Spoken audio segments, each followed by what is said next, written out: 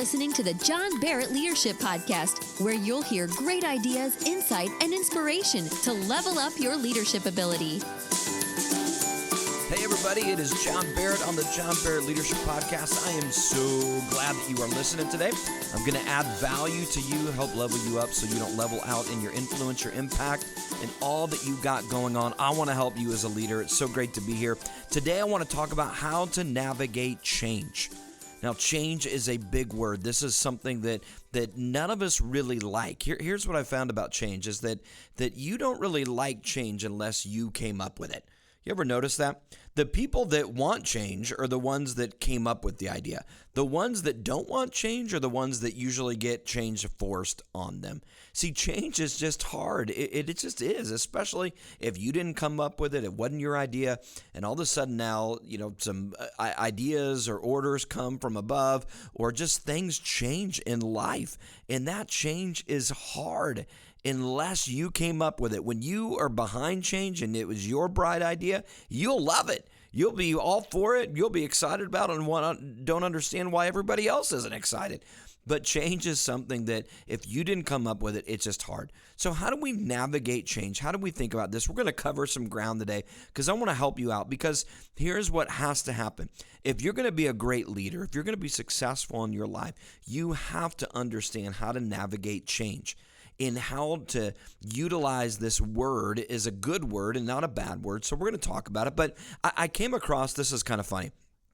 Obviously, things are changing in our culture and our world and that. And I came across this kind of funny thing. It's computer terms that once had another meaning. Think about this, right? We're all about computers today, technology. It's our livelihood. It's what we're on all day. How would we work without our computer, without our phones, without all this stuff? We couldn't even do it. So computer terms that once had another meaning. Here's some funny things about how it changed. A window was something you hated to clean. You never liked it. A ram was the cousin of a goat. You didn't, it was an animal. You didn't have RAM. And how much RAM do you have in your computer? I like this. Meg was the name of someone's girlfriend. That was someone's girlfriend, a Meg, not, 5 megabytes or whatever it is. A gig was a job for the nights. A gig was a job for the nights. An application was for employment, not an app, not something that you had to run on your computer, an application. I love that. A program was a TV show. You had to tune into that TV show to get a program. A cursor used profanity. I mean, they must be a bad person. A cursor. Now a cursor, it's blinking, and we're all for it. A keyboard was a piano. A keyboard was a piano, not just something you type with. Memory was something that you lost with age, unfortunately. Think about this. A CD was a bank account. A CD was a bank account. In fact, we don't even have CDs anymore. This thing's already outdated, a CD. Nobody uses CDs, DVDs anymore. In fact, my last so many computers don't even come with a DVD player anymore. My kids won't even know what a DVD is anymore, hardly. Okay, here's some more, all right? Compress was something you did to the garbage, not something you did to a file. Now you got to compress everything and make sure it's small enough and that. If you unzipped anything in public, you'd be in jail for a while. Okay, no unzipping here, but you got to unzip these files and figure out how to download them. Log on was adding wood to the fire. If you wanted to put a log on, you had to add wood to the fire. Now you got to log on to everything. Hard drive was a long trip on the road. A hard drive. A mouse pad was where a mouse lived. Think about that. A mouse pad is where a mouse lived. Okay. A backup happened to your commode, to your toilet. That's where the backup happened. Now you got to back up everything, unfortunately. Okay. Cut, you did with a pocket knife. If you wanted to cut something, you did it with a pocket knife. Now you've got to cut, copy, and paste and all that. Paste, you did with glue. Paste, you did with glue. A web was a spider's home. Now we have the interwebs. And last in here, and a virus was the flu. If you got a virus, you were sick and you didn't feel good. Now a virus, you say that word and everybody goes, oh gosh, is something on your computer? So interesting. These are fun, just little terms. Computer terms that once had a different meaning and that. But listen, change. All these things change over time. And you know this to be true. Just think about your life and up to now, whatever age you're at, change has been happening and it's hard. You know, I think about my kiddos and just listen to the way that they talk and the terms that they use and that. And I'm thinking, what? That wasn't a word. That's not a cool word. That's something different. And they're like, Dad, this is the new hip words and that. And things change. Dress changes. Markets change. Culture changes. Everything changes. The challenges in front of us change. And so we have to understand that we've got to learn how to navigate it, because here's the deal. Growth requires change. That is a fact. Now listen to that. Growth requires change. Anything that's growing, anything that's moving forward and making a difference and becoming successful is going to be changing over time. And you have to understand that if you're going to grow as a leader, if you're going to grow in the success with your organization and the impact that you're trying to make, then it's going to require change. Growth will just simply make you change. And we know this to be true. If you think back and look at your career, no matter how long you've been in it, even from day one when you started, even if it wasn't very long ago, things have changed. Now, if you've been in the game for a while and you've been in your career for decades and decades and whatever it may be, you know that so much has changed. In fact, wouldn't it be great, probably not completely, but wouldn't it be great if you could go back to the beginning of your career, what you know now? All the growth that you've had to kind of learn over the years, all the things that you've had to adapt to and figure out, and the failures, the successes, all the insights that you've got. Wouldn't it be incredible to go back and start over with knowing all that? Now, it wouldn't be great to go back, probably. I don't think any of us really want to go back and relive a lot of that stuff. Some maybe. But it would be great in the sense that we would know so much because we've changed so much. Yes, there's things that remain the same. There are kind of North Star things that anchor us. But the reality is that methods change. The message may not change, but the methods change all the time because growth requires change. What got you here is not what's going to get you to the next level. What got you to where you are today is great. It's amazing. It's incredible. But it's not going to get you to the next level because the next level requires for you to change. Just like wherever you were before, where you're at today, it required some change. You had to step out. You had to push yourself. You had to grow into it. You had to put yourself in situations that maybe you were in a little over your head. You had to do things in order to work on yourself, and you had to make change in order to grow into where you're at today. And it's the same, that where you're at today, and if you want to get to somewhere greater tomorrow, if you want to go up the growth ladder, then every next rung is going to require a next iteration of change. Now, it's not all huge, revolutionary change, but I promise you it'll be change. Because in order to get from here to there, here where you're at today and get to there where you want to be tomorrow, it will require change. So you've got to ask yourself, are you willing to do that?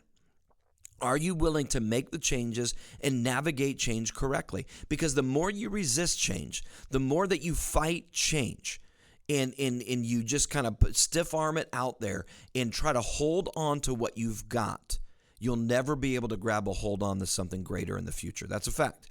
If you hold on so tight that what you've got, it's great. Maybe it's amazing. It's got you so far. But if you just hold on to that and cling to that, then all of a sudden now when the market changes and culture changes and different methods need to change, you are not going to be ready for it because you're holding on to something so tightly. Now, are there things that we hold on to tightly? Absolutely. Again, the message, the mission, all these kind of North Star anchors that we hold on to, absolutely. But we have to be willing to change our methods, change the way in which we do things in order to grow into the future. So you've got to ask yourself, are you willing to do it? That's the first step. If you're not willing to change, if you're not willing to put yourself out there and continue to grow and learn, then you're going to hit a lid. You're going to stop. Where you're at today is where you're going to be at in 10 years from today. In fact, you're probably not even going to be here. You're going to actually kind of decrease. You're going to go down. You're going to lose your edge because you're not staying current and you're not keeping up with it. So you've got to ask yourself, as an individual, as a leader, are you working on yourself? Are you willing to make the changes necessary? Now, here's what you've got to understand, that if you're going to be a success, you've got to think at a higher level. I love what Albert Einstein said. He said, we cannot solve our problems with the same thinking we used when we created them. In order to solve the problems that we've got today, we got to think at a higher level. If you think on that same level, you're going to get stuck. You've got to think above the problem. You've got to think what's different. You've got to have new perspective. You've got to change your approach. So I want to help us today. I want to just give you 3 thoughts. They're simple thoughts, but 3 ways that we can get ourselves ready for change. That if we can keep these as the North Star, if we can keep these as a guidance to our leadership, our life, our success, then you're always going to be growing into whatever comes next. You're always going to be ready for change. But you violate one of these 3 things that I'm going to talk about, then you are going to sabotage your ability to navigate change. You're going to get lost. You're going to get shipwrecked in change. You're going to find yourself just out there in the middle of nowhere with nothing around you because you didn't embrace change. So how do you navigate it? I want to give you 3 simple things, but don't confuse simple with powerful. Because this is the idea don't confuse simple with just being simplistic. It's powerful. You've got to understand that these 3 things, they're going to sound simple, but if you practice them, they're going to help you be successful when it comes to change because they're powerful. They're your North Star. They're your guidance. Number 1 is this. Of the 3 C's that I'm going to talk about is this: stay current. You've got to stay current. My good friend Chris Page said this. I love it. He says, if you don't update, you'll outdate. I think that's a good statement. If you don't keep updating, you're going to outdate. And many leaders, they're running on outdated software. And not literally on the computer, but their internal operating system, their mindset, their approach. They're literally operating with an outdated kind of software because they've not updated. And you got to understand, in leadership, you can't get old. Now, here's what I mean by that. I'm not talking about an age. I'm not talking about a certain decade that you cross or whatever it is. I mean that you just can't get brittle and old and stale. The moment you do that is the moment you start limiting your influence. And I see leaders do this all the time, is that over time, if you're not careful, you just kind of keep going back to the same things, the same plays, the same routines. And listen, they may be great plays and great routines. The message may stay the same, but the method needs to change. You've got to understand, and I see this a lot when I work with organizations, especially when I work with the different generations within organizations. And you've got the older generation, I'll call it that. And these are the people, I won't even put an age on it. I'm just saying older in the sense that they're seasoned in their career. They've been doing things a certain way. And they're so stuck in that way that they don't know how to connect and bridge the gap with the younger generation that maybe is looking for something a little bit different in the method. Maybe they have a little bit different kind of means to get there. And so you've got to understand that you've got to adjust and stay current. That doesn't mean that you throw out all the great things that worked. Again, the message doesn't change. The mission doesn't change, but the method should always be changing. Listen, if you don't stay in a stream of progress, I promise you're going to dissipate in a puddle of decay. If you don't stay in that stream of progress where you are staying current and up to date with trends and things that are going on, new ways to connect and new opportunities, whether it's technology, whether it's just in culture, new ways to communicate different ideas, new ways to communicate ownership and delegation and all that stuff. If you're just relying on what you've always done, that's great. It may have got you to where you're at, but it's not going to get you to where you want to go. Because you got to stay current, especially as new people begin to come into the workforce. And we've got new methods and new technologies and new market changes and new problems, new challenges that arise in front of us. If you don't change and you don't embrace that and understand how to stay current, then you're just going to outdate. You're going to find yourself kind of operating with a DVD. I mean, even talking about that earlier, think about that. There's going to be a day when DVDs are like, what is that? I don't even know what that was. And what's funny is that, you think back to your life. I mean, with my kids, if we talk about a VHS tape from, when I was growing up in the 80s and 90s and a VHS tape, my kids are like, well, I don't even know what a VHS tape is. You can't even buy them. They're not even out there. It's like a relic. Well, think about DVDs. To us in the older generation, we think, oh, DVDs, yeah, that's what you watch a movie on. But there's going to be a generation that's coming up right now that just says, I don't even know what you're talking about. What is a DVD? We just stream everything. I mean, that's how you do everything. In fact, I haven't used a DVD in I don't even know how many years. I mean, we stream everything. But you've got to stay current. If you're not careful, you're just going to outdate. And things that might seem kind of edgy to you, like, oh, no, this will never go away. This will be there forever. It's getting old. It's getting kind of outdated here. So you got to understand, you got to stay in that innovative place where you don't allow yourself to get old. Because the older you get, and again, I'm not just saying with age, I'm just saying the more time and the more seasoned you are, the older you get, the more time goes on, the more skeptical we become. Have you ever noticed that? You ever notice that the older you get, the more skeptical you become, the more cynical you can become if you're not careful? Now, and I'm an optimist. I mean, that's not my nature, but I can tell you that the older I get, I've got to battle some of that because you get skeptical if you're not careful. And all of a sudden now you're just kind of a skeptic rather than someone who's leaning in. So I want to challenge you. Be a student, not a critic. Be a student, someone that's willing to learn. Hey, show me some new things. Show me some ways that we can do this better. And the more you stay in that student kind of mindset, the more successful you're going to be. So stay current in all that you do. Second thing I want you to think about is this. Stay cultivated. Stay cultivated. What do I mean by cultivated here? Prepared and ready. What are you doing to prepare yourself for change? When you stay cultivated, you keep the ground kind of tilled up. And this kind of goes with that idea of being current, not getting old, but keeping yourself just stirred up and cultivated so that you're ready. So that when seeds kind of come in of new ideas and maybe new methods, you're able to take that and kind of let it take root and begin to grow something great. But if you're not cultivated, if you're not keeping yourself prepared and ready and fresh, all of a sudden now you're just going to get stale. And your ground isn't going to be cultivated. It's going to become kind of hard, soil and not fertile. So that when an idea comes in, or a new way of doing things, or a new opportunity comes in, you're not going to see it. So you got to understand that you got to keep yourself cultivated. I love what Alvin Toffler, he said this. He said, the illiterate of the 21st century will not be those who cannot read and write, but those who cannot learn, unlearn, and relearn.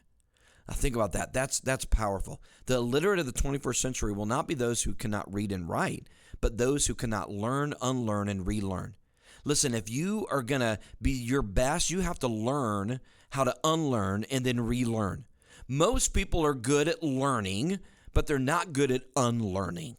They learn and then they get stuck in that one way and they think this is how it's got to be. And they don't stay cultivated. They don't stay fresh. They don't unlearn certain things that they need to kind of unravel and unlearn and change, and then relearn new ways to do it. That's what I love about my dad. My dad is in his 80s and that, but what I love about my dad is he was always and still is learns, unlearns, and relearns. I mean, he was getting on computers. He was figuring out how to video edit. I remember years ago, he was still working on it, making his own videos and doing different things that he could do to edit and graphics and all those things. And I love it. He could have said, I don't have time to learn that. I don't want to learn that. But my dad is someone who keeps himself cultivated.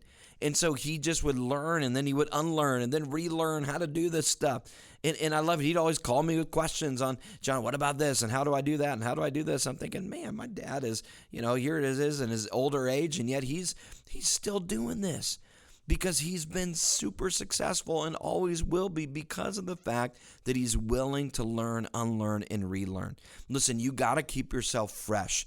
You got to keep yourself just trained and ready to go. So I want to challenge you. What are you doing with your leadership? Now, Maybe I'm preaching to the choir here because you're listening to this, so you're keeping yourself cultivated by leaning in and trying to refresh yourself as a leader and learn new things and that. So that's amazing. But let me ask you this. What can you do to amp that up?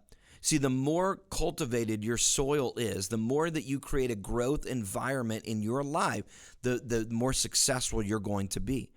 So what I want to ask you is this, what are you doing to be very intentional about cultivating your soil to be very, very fruitful?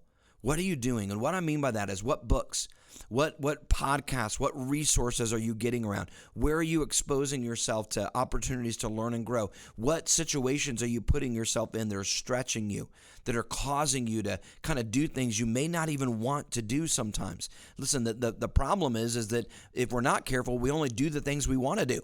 And we don't challenge ourselves to do the things that we don't want to do. And sometimes if you're going to grow to the next level, you got to put yourself in environments that really stretch you, that really push you. In fact, you may think, I don't want to be here. I don't want to do this. I don't want to be a part of this program. I don't want to pay the money to go to this conference. I don't want to pay the money for a coach. I don't want to do X, Y, Z. And you the very thing that you're avoiding doing may be the very thing you need to do in order to grow. So where are you kind of not keeping yourself cultivated? In what areas of your life? So I want to challenge you. Sit down and think about this. Never stop growing and pushing yourself. I love what Coach John Wooden said. He said, it's what you learn after you know it all that counts. Isn't that so true? It's what you learn after you know it all that really counts. Too many times we think, oh, we've got this figured out. We understand. We know how it works. But it's what you learn after all that. When you push yourself beyond the limits and you get involved in things that push you out of your comfort zone, they get you in over your head. You think, oh my gosh, what am I doing here? I don't want to be here. It's uncomfortable. It's hard. I don't want to do it. But that's the very place that you need to be to keep yourself cultivated. There's one organization I'm currently working with, and I love this. We work a lot with feedback and giving feedback as leaders and making sure that we create a culture of accountability and feedback and how to do it effectively. But one of the things that we do a lot is we've been working on practicing this. So we literally just break up in the groups and we'll practice giving feedback, hard feedback to others. And just practice it. We'll give them scenarios and they've got to kind of run through it and figure this out. And I love doing that with organizations I work with and leaders and that because it's just so uncomfortable.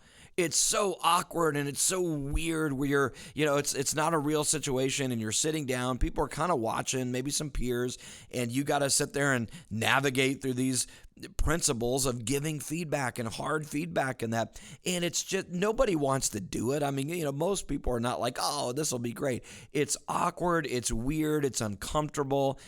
People are watching. You feel like you're kind of fumbling all over yourself. But listen, that's what it takes to grow and to be your best. If you don't put in the time, if you don't keep yourself just cultivated, stirring up, tilling kind of the soil of your life and your success, then you're never going to be at a place where you're going to be able to be receptive to ideas, opportunities, and solutions in order to change and navigate that. So I want to challenge you, stay cultivated. What are you doing? What's your growth plan? What are you doing to push yourself in the situations that are just causing a little bit of tension? They're stirring up the ground and all that. Because remember, all growth takes place outside the comfort zone. You do not grow doing things that you're comfortable doing, things that you like to do, things that you are good at, things that don't challenge you and push you. If you just stay in that comfort zone, you're never going to grow. Yeah, maybe you'll be good at what you do, but you're never going to be great at what you do. Because it takes a level of just discomfort.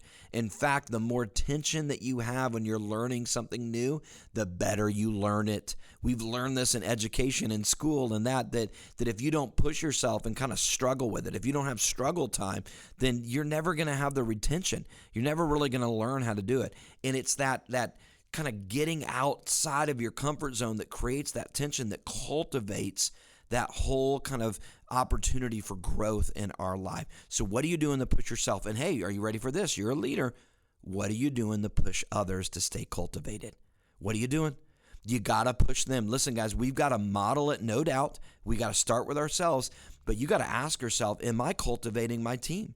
Am I pushing my team to work hard, to get out of their comfort zone? When I delegate to others, am I helping coach them to get out of their comfort zone and embrace the struggle and push them to do things that maybe they didn't think they could do? Maybe they don't even want to do. Because you got to remember, a leader doesn't just take people where they want to go. They take people where they need to go. If you're only doing what your team wants to be done and only doing what they say can be done, you're not pushing the limits. You're not pushing them far. Now, I'm not saying that you got to go crazy and push so hard that, it creates too much tension. It rips a muscle and it's too much. But you've got to have a healthy level of tension in pushing things forward. So stay cultivated. Third thought I want you to think about is this, and it's kind of in the same line of all these: stay curious. Stay curious. I love what Picasso said, the famous artist. He said, every child is an artist. The problem is how to remain an artist once we grow up. I love that.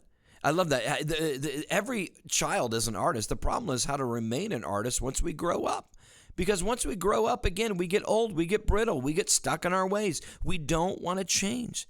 And I love this. He reinforced this, Picasso did, with this idea when he said this. He said, it took me 4 years to paint like Raphael, but a lifetime to paint like a child. Wow, that's interesting. 4 years to paint like Raphael, but a lifetime to paint like a child.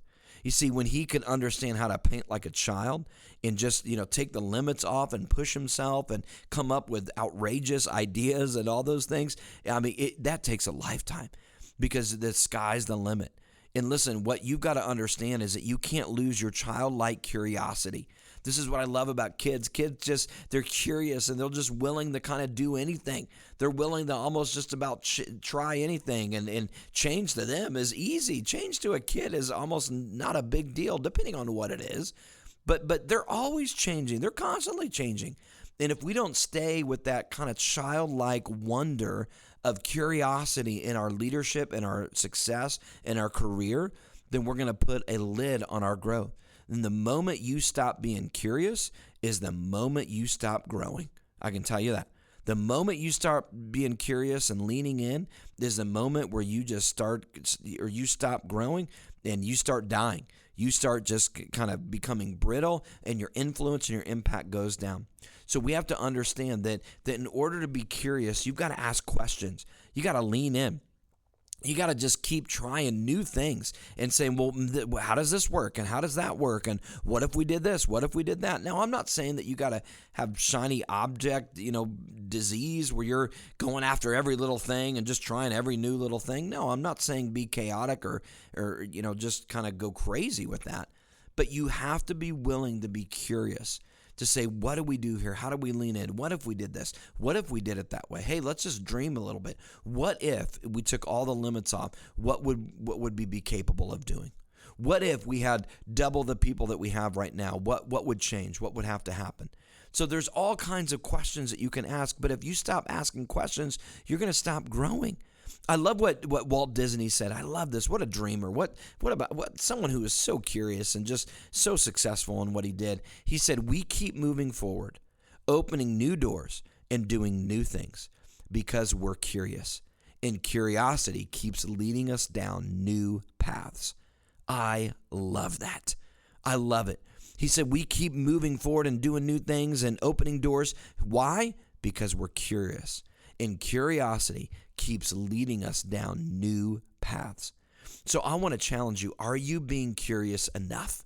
Are you leaning in and saying, how do I get better? How do I improve that? When you're faced with a problem, a challenge, whether it's interpersonal with someone in your team or that, or maybe just with a problem in front of you, organizationally, administratively, whatever it is, are you saying, how do we be curious? How do we lean into this and figure out a way to solve it? Rather than be frustrated, how do we use it as an opportunity? Let's be curious and let's lean in. So, some thoughts here is just stay current, stay cultivated, stay curious. They all work together in tandem to create this ability to navigate change. If you keep that as your North Star, your guiding compass, I promise you, you're going to be successful. You violate that and you stop staying current, you stop being curious, you stop kind of cultivating yourself, I'm telling you, you're going to put a lid on you and everyone around you.